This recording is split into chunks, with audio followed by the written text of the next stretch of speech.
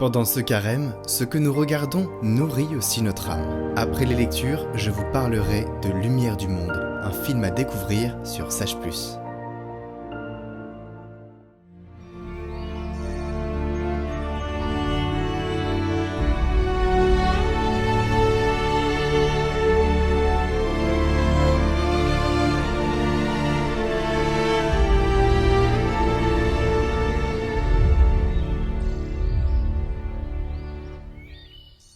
Lecture du livre du prophète Isaïe. Ainsi parle le Seigneur Dieu. Crie à pleine gorge, ne te retiens pas. Que s'élève ta voix comme le cor. Dénonce à mon peuple sa révolte, à la maison de Jacob ses péchés. Ils viennent me consulter jour après jour, ils veulent connaître mes chemins. Comme une nation qui pratiquerait la justice et n'abandonnerait pas le droit de son Dieu. Il me demande des ordonnances justes. Il voudrait que Dieu soit proche. Quand nous jeûnons, pourquoi ne le vois-tu pas? Quand nous faisons pénitence, pourquoi ne le sais-tu pas? Oui, mais le jour où vous jeûnez, vous savez bien faire vos affaires, et vous traitez durement ceux qui peinent pour vous. Votre jeûne se passe en disputes et querelles, en coups de poing sauvages. Ce n'est pas en jeûnant comme vous le faites aujourd'hui que vous ferez entendre là-haut votre voix. Est-ce là le jeûne qui me plaît, un jour où l'homme se rabaisse?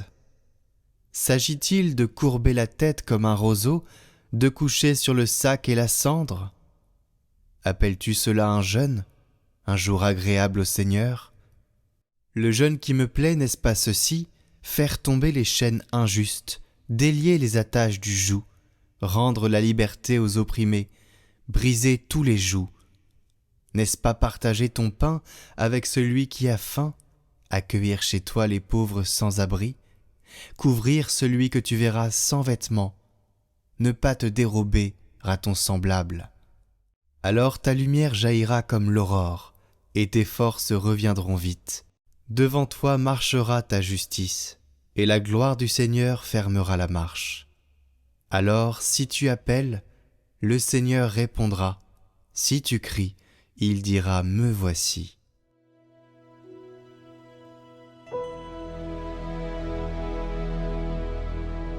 Tu ne repousses pas, ô mon Dieu, un cœur brisé et broyé. Pitié pour moi, mon Dieu, dans ton amour. Selon ta grande miséricorde, efface mon péché. Lave-moi tout entier de ma faute. Purifie-moi de mon offense. Oui, je connais mon péché. Ma faute est toujours devant moi. Contre toi, et toi seul, j'ai péché. Ce qui est mal à tes yeux, je l'ai fait. Si j'offre un sacrifice, tu n'en veux pas. Tu n'acceptes pas d'holocauste. Le sacrifice qui plaît à Dieu, c'est un esprit brisé. Tu ne repousses pas, ô mon Dieu, un cœur brisé et broyé.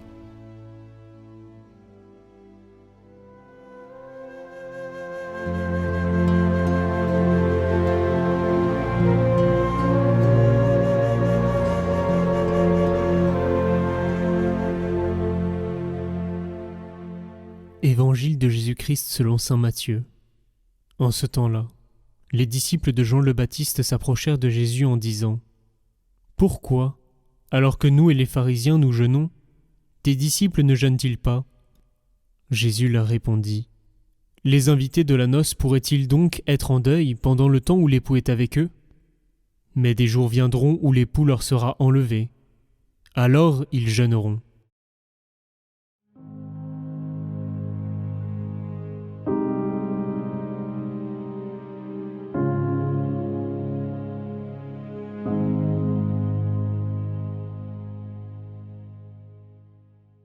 L'attitude du Christ, une fois encore, est paradoxale.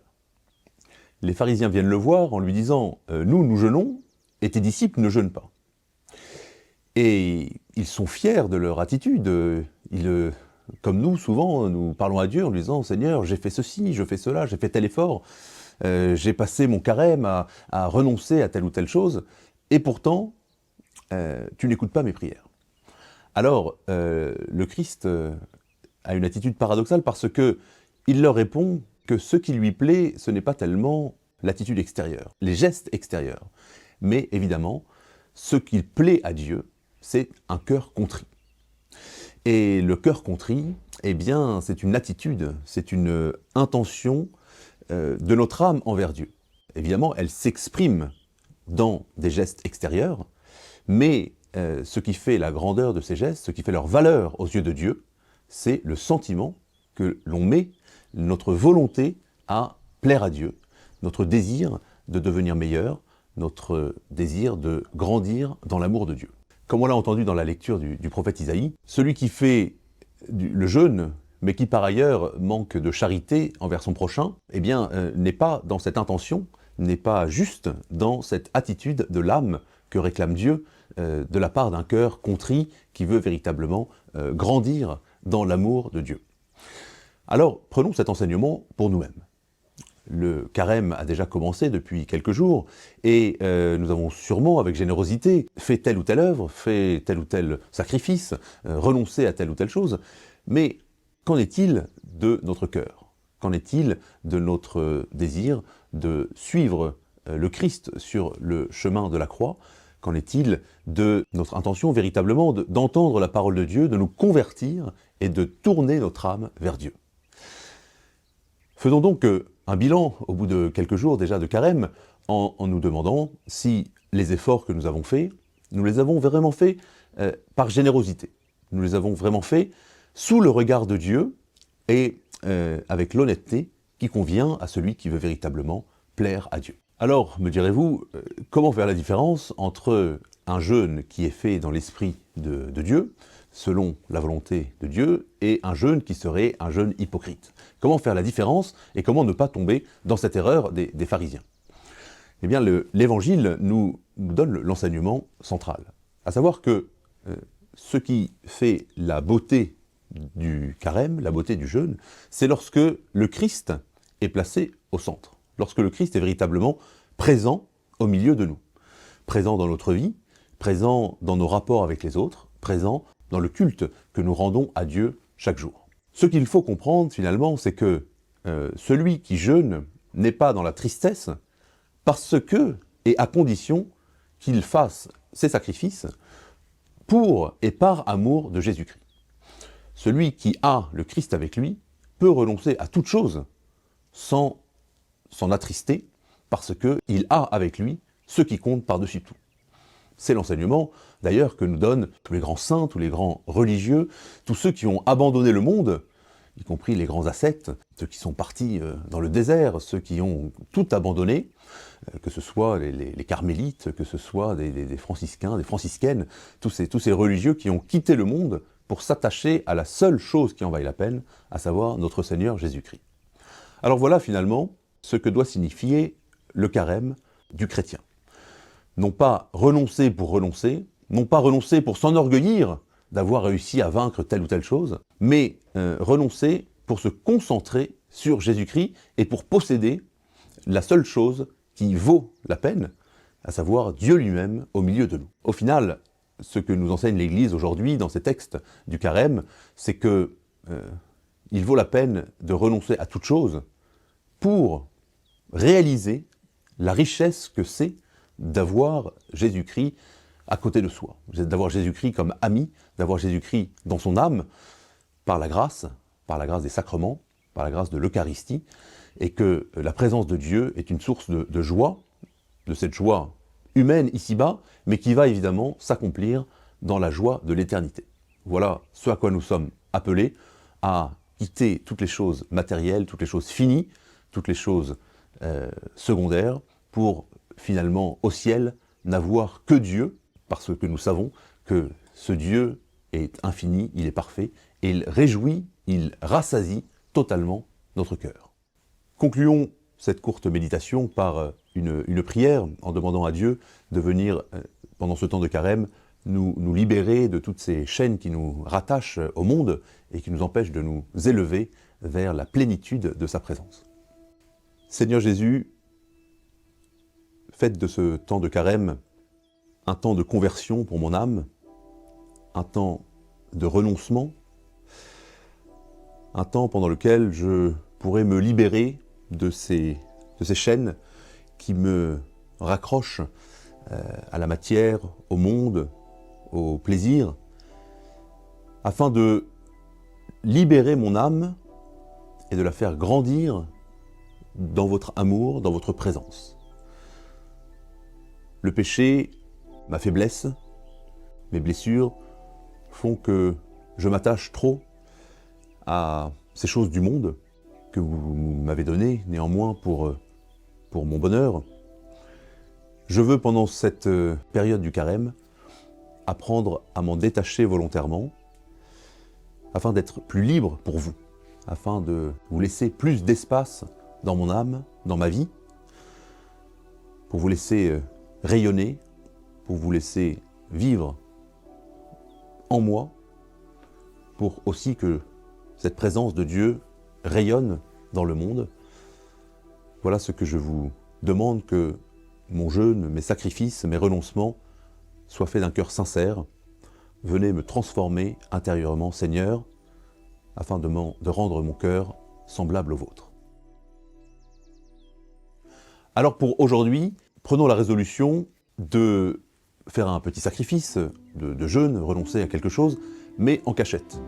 Que ce à quoi nous renonçons, que ce soit dans le repas, que ce soit dans la qualité de la nourriture, que ce soit dans le temps d'écran, toutes ces choses qui nous occupent et qui gâchent notre vie chrétienne, eh bien, faisons-le aujourd'hui de façon discrète, sans que personne ne le voie, pour que ce renoncement soit véritablement une conversion du cœur vers Jésus-Christ, et non pas une recherche de satisfaction personnelle.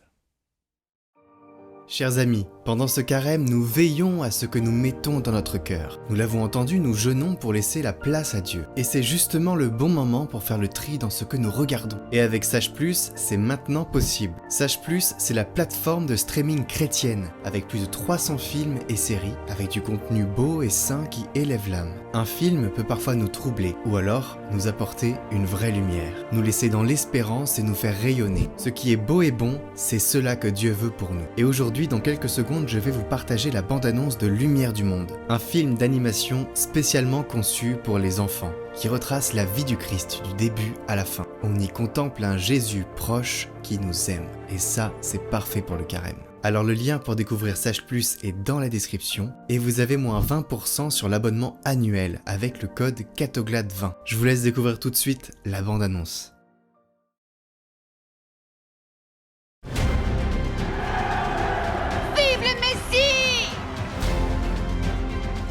Oh non! Salut! Bonjour Jean. J'ai rencontré quelqu'un qui en mangeait. Le Baptiste. Salut. Il y ajoute du miel et il est tout décoiffé. Il a changé l'eau en feu. Accrochez-vous. Tenez-vous aux cordes. Vite.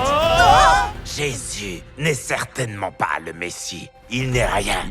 Ma mort ne sera pas la fin, mais le commencement.